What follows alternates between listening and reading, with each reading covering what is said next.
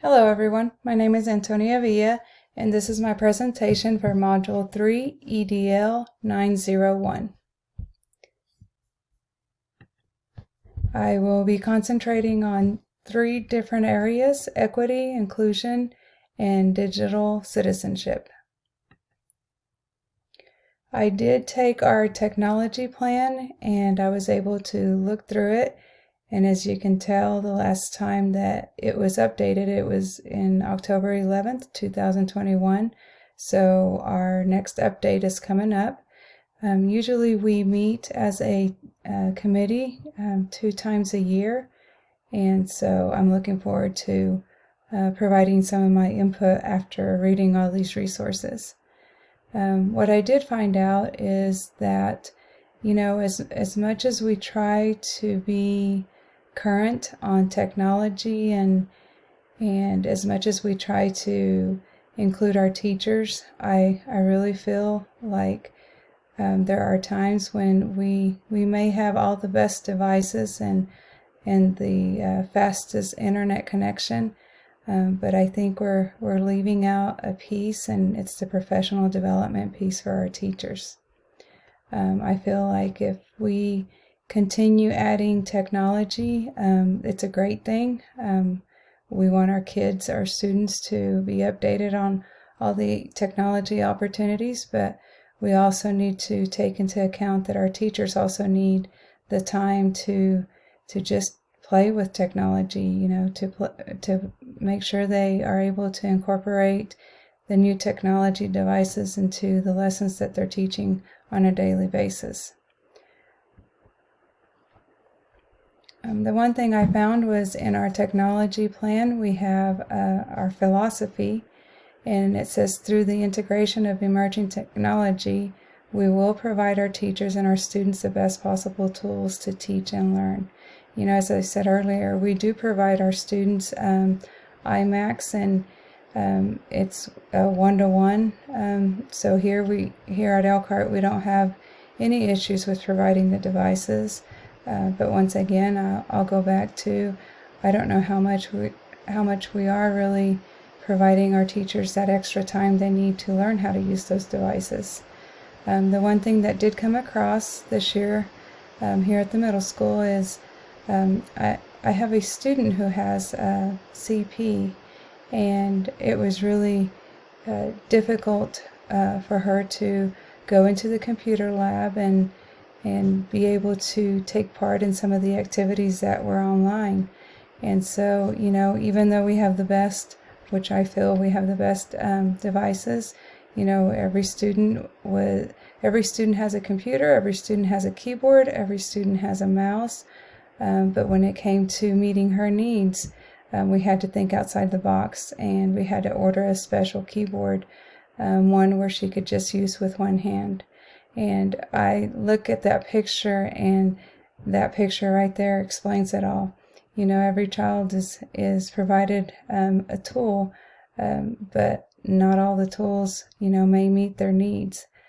So I felt good about that part, as that we were able to order a device that could help her now, and it could help her from now on. And she's able to take part in all the activities. Within our district plan, I found that, we have our budget, and I went through that. The last time we met, I don't remember going through this budget plan, but I looked through it and I realized, we spend a lot of money on all the equipment, but if you'll take notice on professional development, $300, to me, that's not much. As much as we want to integrate technology into our classrooms, I think we're really leaving our teachers behind and not putting enough time and money on the professional development they need. And so I hope we can change that. And now that I found that page, I'll be able to bring that to the committee as well.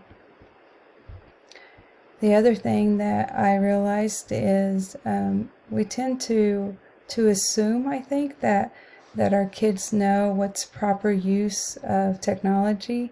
I don't think we ever really take the time to emphasize the importance of safety.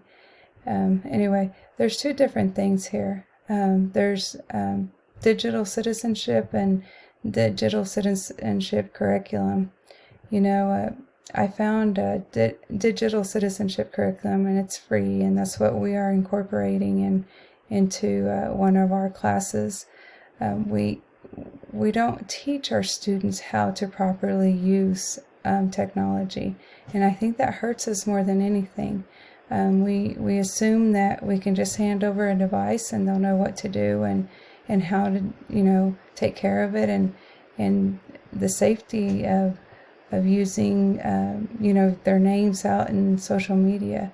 But that's one thing I did implement at the beginning of this year was the new digital citizenship curriculum, which is a lot different than just knowing to not share your full name out on social media. This actually takes a step-by-step on just different aspects of the computer, and it leads all the way up to making sure that you are safe. And so that was the articles really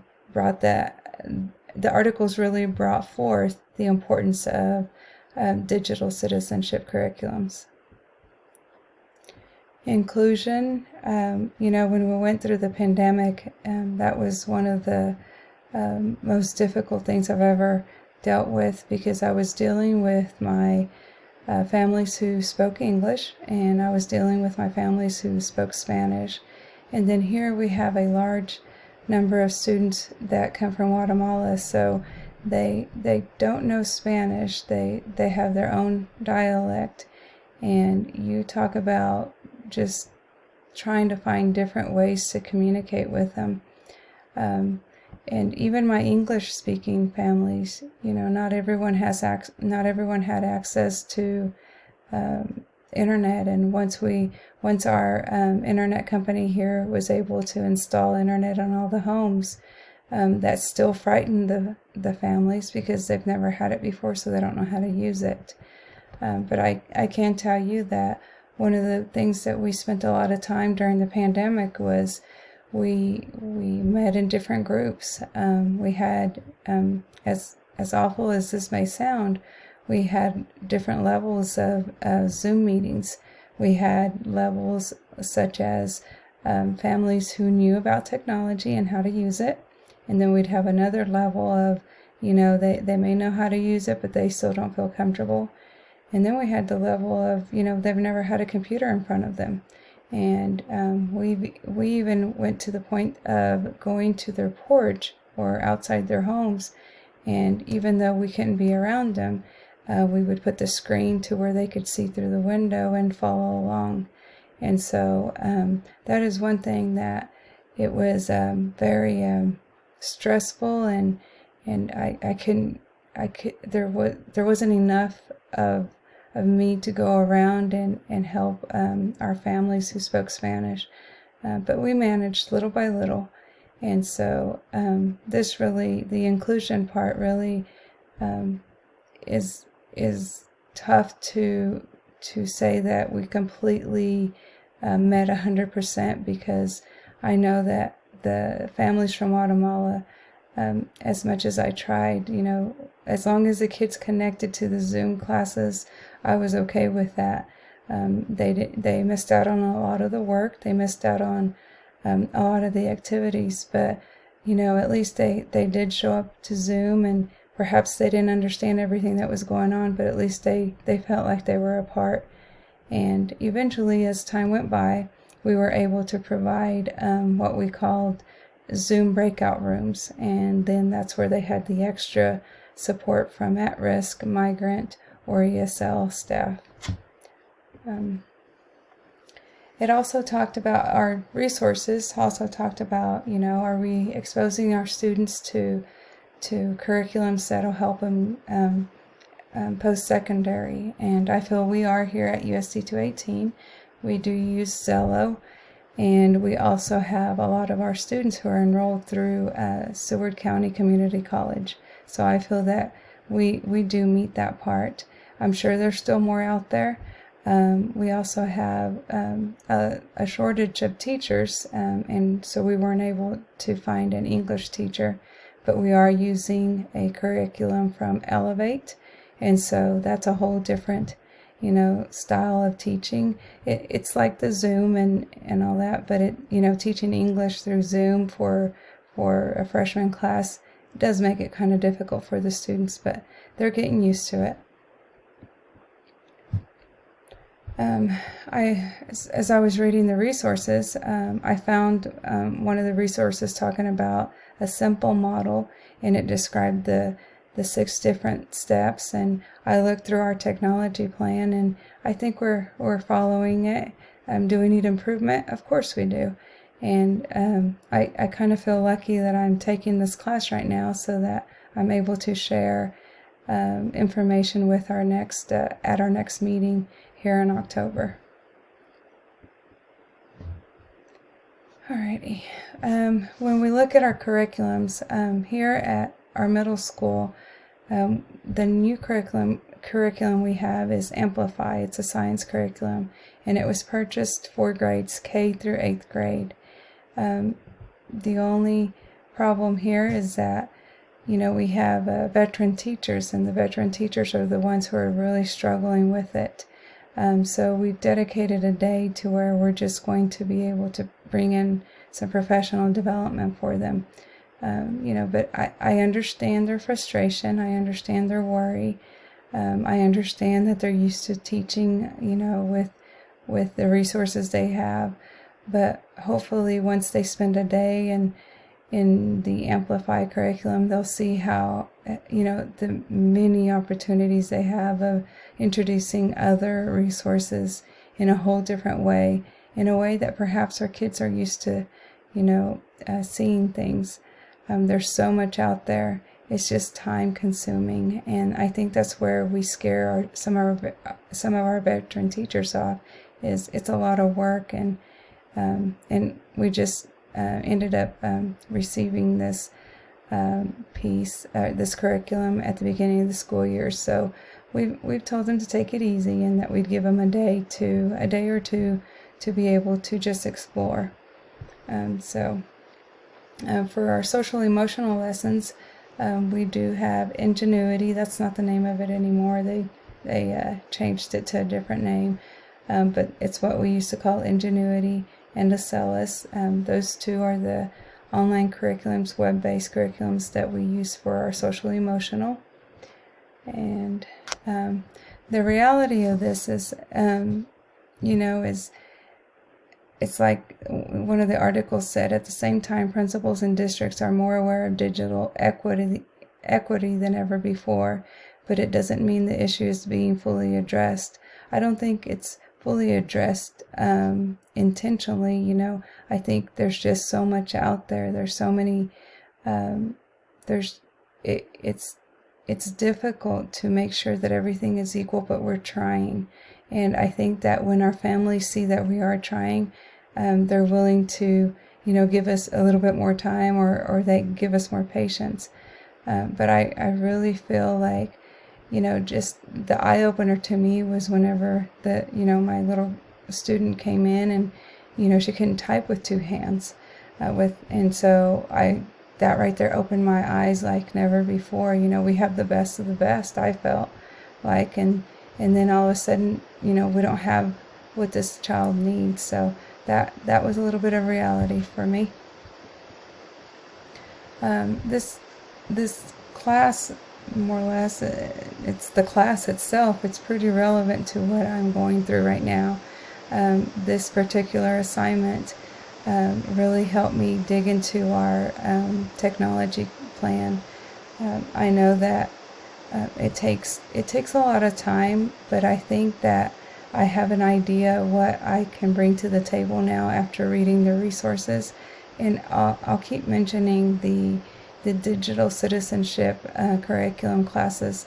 We really need to emphasize this. I hadn't realized how how our students are picking up such habits, even using the keyboard, using just pecking through the letters, and that's not appropriate, and we start that since kindergarten.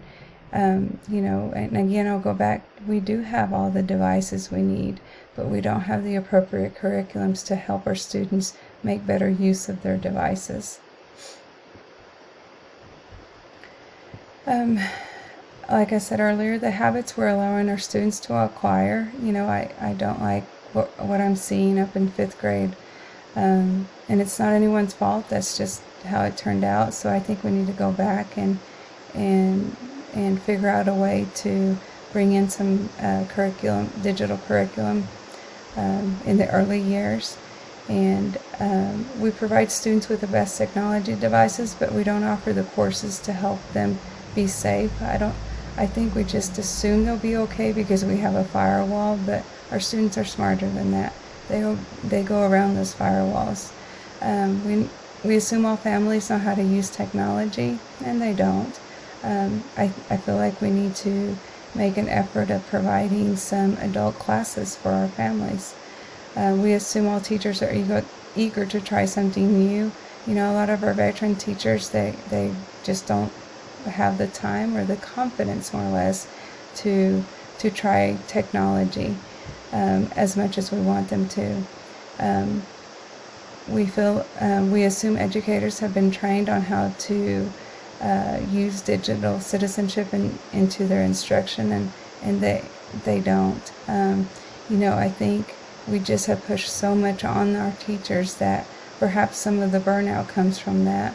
We're eager to learn as leaders, but sometimes we don't take into consideration our own teachers, how they're trying to do their best, but we just haven't given them the right professional development time. And lack of family involvement on how to use technology. I think that's going to be one of my biggest goals this year, is to teach our families, just the different tools we have. And the other day we had a student come in with a cell phone. Of course, we don't allow them to have them in the classroom, but the things that he was showing the other students that he could do, like hide the different apps behind another app. Those are things that I think our parents need to be aware of.